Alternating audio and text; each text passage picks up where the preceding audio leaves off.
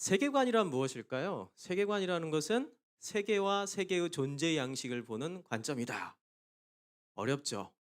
어려운 말이죠. 그런데 여러분 제가 세계관 강의를 한 100번도 넘게 한 것 같아요. 제가 30대부터 시작해서 우리 김 목사님보다 나이가 많거든요. 그래서 이제 한참 제가 형님인데 지금까지 거의 한 15년 가까이 세계관 강의를 하고 있는데 굉장히 많은 강의를 하고 또 공부하고 이 세계관을 연구하면서 제가 최근에 '세계관을 어떻게 여러분들한테 쉽게 이야기할까?' 고민을 하다가 굉장히 긴 문장들이 많아요. 그런데 제가 한 문장으로 딱 만들어 봤어요. 세계와 세계의 존재 양식을 보는 관점이다. 여기서 중요한 키워드는 세계입니다. 세계, 세계라는 말이에요. 세계. 세계, 이 세계는 월드라는 뜻이에요. 세계, 그리고 존재 양식, 그리고 관점. 이 세 단어만 여러분들이 이해하면은 세계관이 무엇인지, 또 기독교 세계관이 무엇인지를 다 이해할 수가 있습니다. 세계관은요, 세계와 존재 양식으로 구성되어 있어요. 이 세계관이라는 것은요. 이 구성된 요소, 세계가 무엇이냐, 또 이 세계가 어떻게 존재하고 있냐, 어떤 형태로 존재하고 있느냐, 이것을 이해하는, 그것을 바라보는 관점이에요. 각자 사람마다 세계가 달라요. 생각하는 세계가 달라. 그리고 각자 사람마다 이 세계를 바라보는, 세계가 어떻게 생겼는지 그 세계의 모양을 다르게 생각하고 있어요. 여러분들 모두 다 사람이고 또 모두 다 함께 걸어 다니고 말도 하고 그러지만 실제로는 사람마다 전부 다 이 세계를 이해하는 방식, 그리고 세계가 어떻게 생겼는지에 대해서 다르게 생각하고 있다는 거예요. 그것들을 모아 가지고 크게 한 세 가지 정도로 우리가 카테고리화 시켜 가지고 나눌 수가 있어요. 세계를 세계가 어떤 곳이냐라고 했을 때 많은 사람들은 세계는 두 개의 세계가 있다라고 이해를 해요. 뭐냐면 영적인 세계와 물질적인 세계. 영어로 하면은 좀 유식하게 spiritual world, 그리고 물질 세계 material world. 이 두 가지의 세계가 있다고 생각해요. 여러분도 그렇게 생각하죠? 왜요? 여러분들은 영혼이 있고 또 뭐가 있어요? 육체가 있잖아요. 우리 육체는 뭘로 구성되어 있어요? 유기질로 구성되어져 있는 물질이에요, 육체는. 그렇잖아요. 우리의 영혼은 뭐예요? 스피리추얼하죠. 영적이에요. 그래서 성경은 항상 뭐라고 합니까? 영과 육, 이 이야기를 많이 합니다. 영과 육, 이 세계는 영과 육, 이 영적인 세계와 그다음에 물질적인 세계, 이 두 가지가 있다라고 사람들은 생각을 하고 있어요.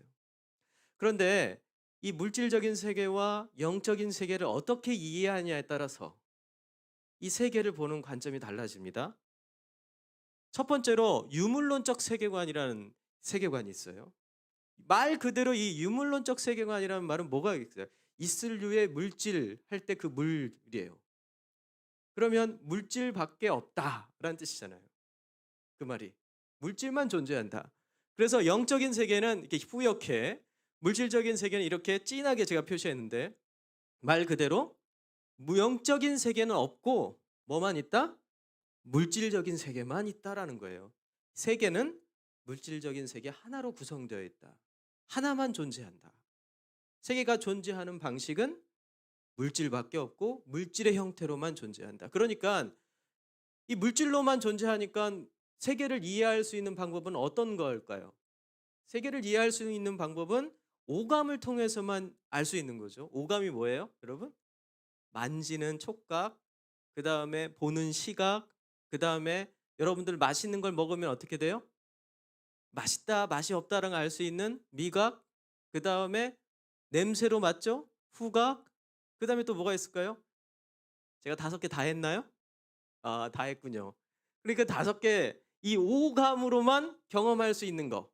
이게 물질이잖아요. 영적인 것은 오감을 뛰어넘어서 경험하기 때문에 결국 영적인 건 존재해요, 존재하지 않아요? 존재하지 않는다는 거예요.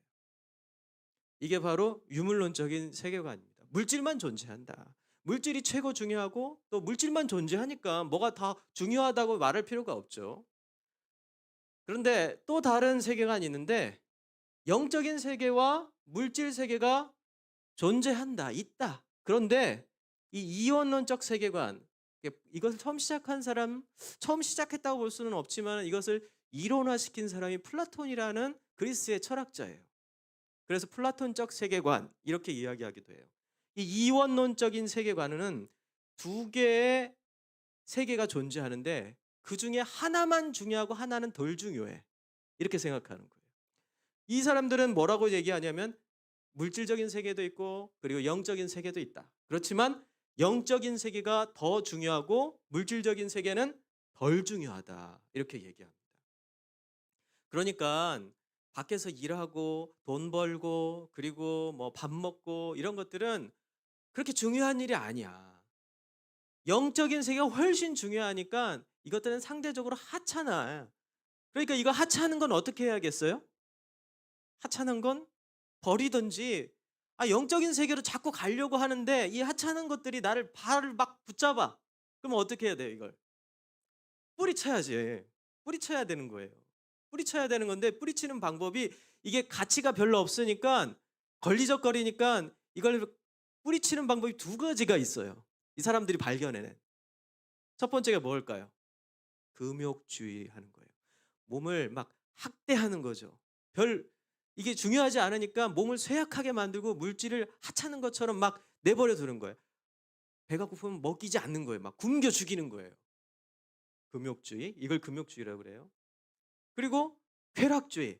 어떻게 해요? 하찮은 거니까 대충 쓰자. 그냥 내 재밌는 대로 그냥 마음대로 써버리자 하면서 성적인 방종 그리고 타락 그리고 그냥 내버려 두는 거예요. 뭐 도박에 빠지거나 알코올 막 술을 막 닙다 들키면서 막 술을 마셔가지고 막 하거나 마약을 하거나 그러면서 이 몸을 혹사시키는 거죠.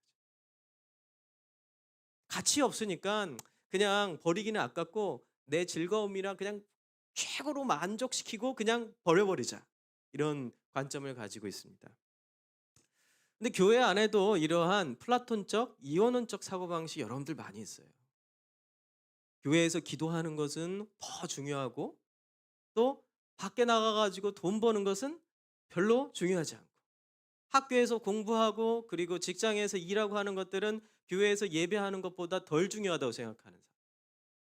이것도 어떤 면에서는 플라톤적 사고방식, 이원론적 사고방식인 거죠. 이게 바로 이 세계를 바라보는 관점, 세계가 어떻게 존재하는지에 대해서 바라보는 관점이죠. 그러면 성경적 세계관은 어떨까요? 성경적 세계관은요, 영적 세계와 물질적 세계를 어떻게 생각해요? 동등하게 생각해요. 둘 다 중요하다. 둘 다 중요하다. 그래서 예수님께서는 저 높은 하나님의 아들이시고 신인데 어떻게 하셨어요? 우리처럼 육체의 몸을 입고 이 땅에 오셨고 죽으셨잖아요. 죽으셔가지고 그리고 무덤에 묻히셨는데 그 몸을 버려두지 않으시고 어떻게 했어요? 다시 부활시켜서 그 몸을 입고 지금도 육체의 몸을 입고 지금도 계세요. 왜 그러겠어요? 그 스스로 하나님 스스로가 만든 육체 그리고 물질이 중요하다라는 것을 스스로 보여주고 계시고 먹는 게 중요하다라는 것을 어디서 보여주셨어요? 요한복음 마지막 장에 보면 예수님께서 제자를 만나는 장면이 있어요. 거기에 보면은요, 예수님께서 제자를 만나러 가셨는데 제자들이 갈릴리 바닷가에 가서 호수에서 열심히 물고기를 잡고 있었는데 물고기를 하나도 못 잡고 있었어요. 이쪽에서 예수님께서 막 흔들면서 야 저쪽에다가 그물을 던져봐 그랬어요. 그래서 거기더니 그물을 잠갔는데 그물이 찢어질 정도로 막 많이 잡히는 거예요. 그때 베드로가 예수님이구나 부활하신 예수님이구나 하면서 그걸 알아보고 막 물가로 뛰어가가지고 예수님을 만났죠. 그때 예수님이 뭐라고 계셨나요? 이 호수 주변, 바닷가 주변에서 모래사장이 있는 아마 그런 곳이겠죠. 그곳에서 물고기를 굽고 계셨어요. 그리고 빵을 만들고 계셨어요. 그리고 이리 와라. 우리 같이 함께 먹자.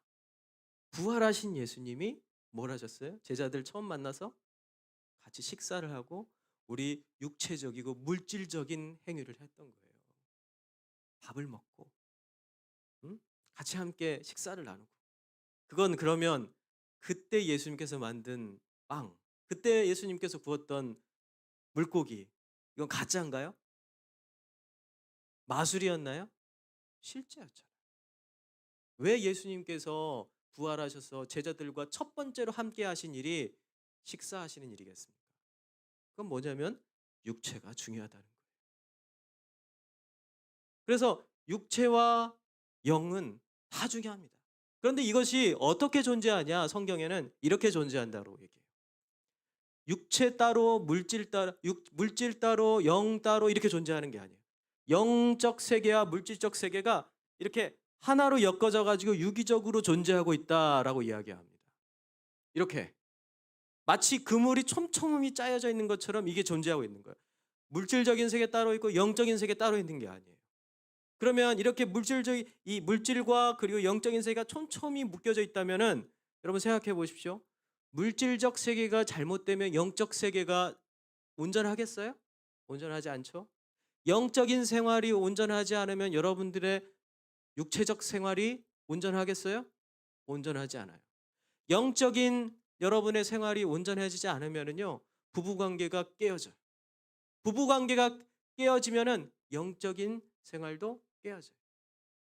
부부 관계의 핵심이 뭐예요? 여러분들은 결혼을 하지 않았겠지만, 그래서 모르겠지만, 성관계, 성적인 어떤 행위 자체가 굉장히 중요해요. 그러면 성적인 관계가 깨어지면은 어떻게 되겠어요? 영적인 생활도 깨어져요. 영적인 생활이 깨어지면 어떻게 되겠어요? 부부간의 성적인 관계도 깨어져요. 이게 바로 성경이 말하는 육과 영이 함께 엮어져 있다는 거예요.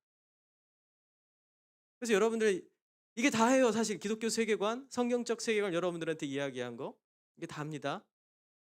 이런 관점을 가지고 여러분들이 성에 대해서 접근을 해야 돼요. 우리가 생각할 때 성이라는 것은 좀 말하기 꺼리고 좀 더럽고 그리고 좀 그런 거야라는 생각을 많이 합니다. 예. 그래가지고 교회 안에서 이야기하기를 굉장히 힘들어해요. 사실 저도 이런 이야기하는 것이 쉽지 않아요. 그렇지만 영적인 세계와 육적인 세계가 이렇게 하나로 엮어져서 마치 그물이 서로 촘촘하게 엮여져 있는 것처럼 엮여져 있다면 이건 우리 안에서 이야기하지 않으면 안 되는 이야기인 거예요, 사실은. 어떤 사람에게 영적인 문제가 존재해요. 예배를 나오지 않아. 기도가 잘 되지 않아. 그리고 뭔가 문제가 생겼어, 이 사람이요. 교회에서도 뭔가 좀 힘이 없고 예배 드릴 때도 뭔가 힘이 없고 기도할 때 집중이 안 되고 하나님과의 관계 말씀 보는 게 별로 재미가 없고 막 이런 생활이 예전에는 안 그랬는데 갑자기 그런 생활들이 막 펼쳐져요. 그러면 뭐가 문제예요? 많은 경우 이렇게 얘기합니다. 네가 기도가 부족해서 그래.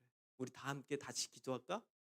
말씀을 좀 더 읽어야 돼. 말씀을 더 읽으면 읽다 보면은 아마 너 안에 있는 뭔가가 울컥한 게 솟아오면서 성령의 능력이 받게 될 거야.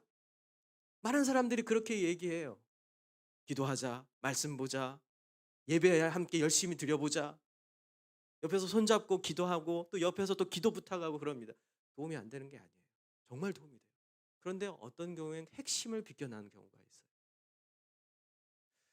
우리 마태복음 5장에 보면은 산상수훈이라는 예수님께서 설교하신 내용을 적어 놓은 게 있습니다.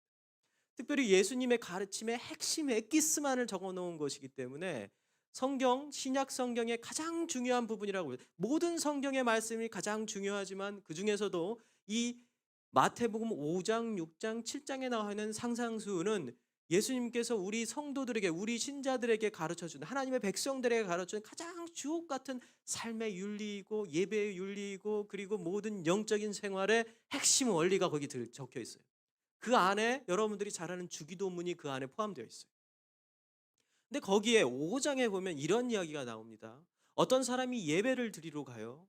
예배를 드리러 가는데 그때 예배를 드리려고 제사를 드리려고 제물을 가지고 제사장 앞에서 딱 드립니다.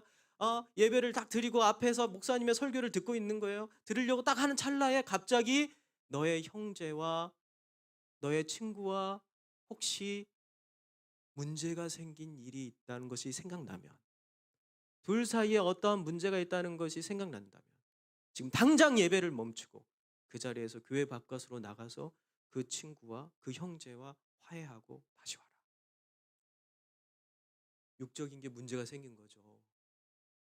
관계가 문제가 생긴 거예요. 그 예배가 안 되는, 하나님께서 예배를 받지 않는, 그의 기도를 받지 않는, 기도가 안 되고 예배가 안 되고 그리고 말씀이 집중이 안 되고 영적인 풍성함을 느끼지 못하는 핵심 원리가 어디 있었어요? 더 예배하지 않았기 때문에, 더 헌금하지 않았기 때문에, 더 열심히 기도하지 않았기 때문에, 더 말씀을 많이 보지 않았기 때문이에요? 그게 아니잖아요. 그게 일상의 삶에 문제가 생긴 거예요. 부부간에 문제가 생긴 거예요. 부부간의 성적인 문제, 성관계에 있어서의 문제가 생긴 거예요. 그리고 여러분들의 친구들 사이에 문제가 생긴 거예요. 성도들 사이에 돈 관계의 문제가 생긴 거예요. 예? 여러분들 사이에서 뭔가 불화가 일어난 거예요.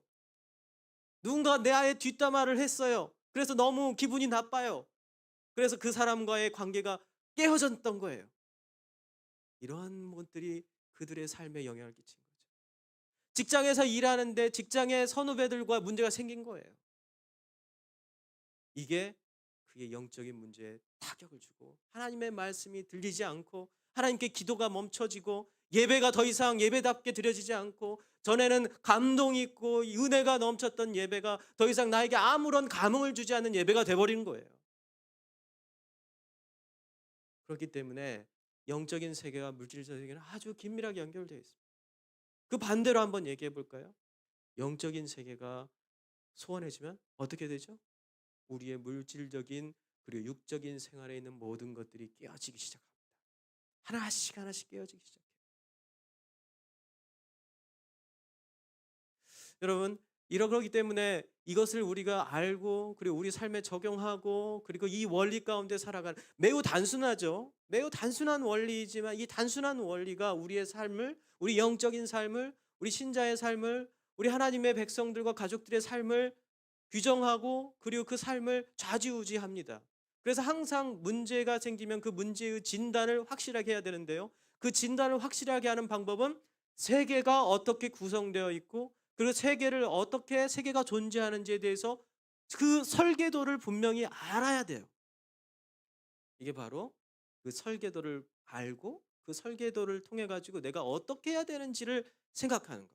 이것이 바로 기독교 세계관, 성경적 세계관입니다. 그래서 여러분, 제가 항상 이 성경적 세계관, 기독교 세계관이 무엇이냐라는 강의를요. 1시간, 2시간, 3시간, 어쩔 때는 뭐 일주일 동안 하기도 하는데요.